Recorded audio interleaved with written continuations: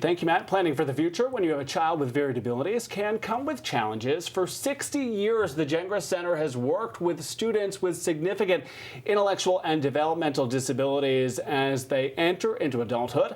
I'm joined by Gengras Director Michelle Lestrud and Mom Christina Star, mom of Braden, one of the rock stars over there at Gengras. Thank you for being here. Thank you. I have lived this journey in my own family, but speak to somebody at home. This planning for the future, why is that so critical?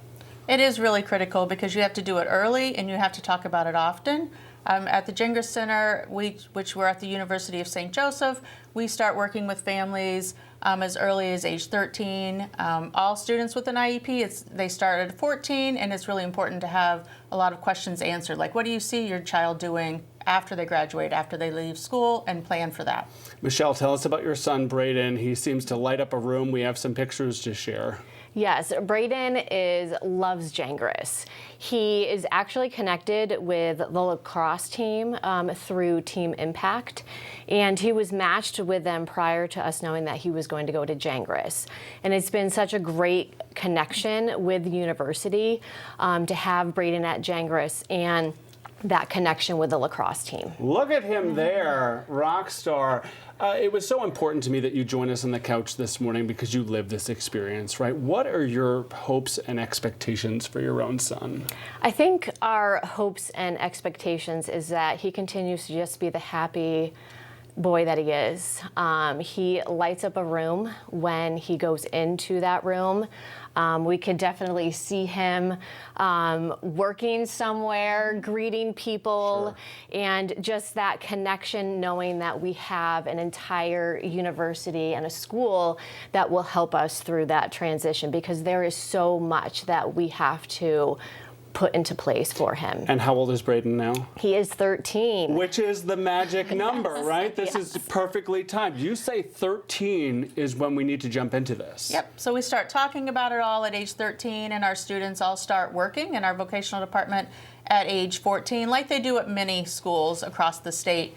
And our students get the opportunity to have jobs in our building, plus out on the campus of the University of St. Joseph, which is a wonderful place to be because we have a lot of social experiences. There's a lot of times for communication. So all of those skills that we're practicing for to use post-grad, we get to do them every single day in our school, at the Gengras Center, and on the campus. And so not only are you working with students, but when you talk about the challenge from a parent's perspective, you're thinking about things like trusts and estate planning. Kind of what is on that list for a mom or dad? So there are a lot of things you need to do, and it all depends on the student's profile. Every student is different, but parents need to make sure they're in the system with, like, the Department of Developmental Services if their child is eligible. They have to think about getting guardianship or what they want to do with their student and their child as they get older. They want to think about independent living skills, self-advocacy skills, and just helping that child be the best person they can be and getting them to the highest level of independence by the time they graduate. Michelle, you are living this journey right now, right? And so I always try to empower folks from this couch, somebody who's watching at home, and has a child with a varied ability and is just feeling like so overwhelmed by it all. Mom to mom or mom to dad, what would you say? I would say that there are so many people that are willing to help you, and that there is a lot that needs to be done, but there are other people that I know that have children with special needs that have been through the same kind of struggles that I have. Sure.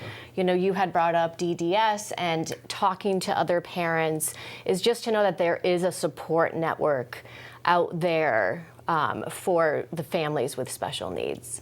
We are so grateful you're here. If you have not been to the Gengras Center, it truly is a magical place with folks with all kinds of gifts.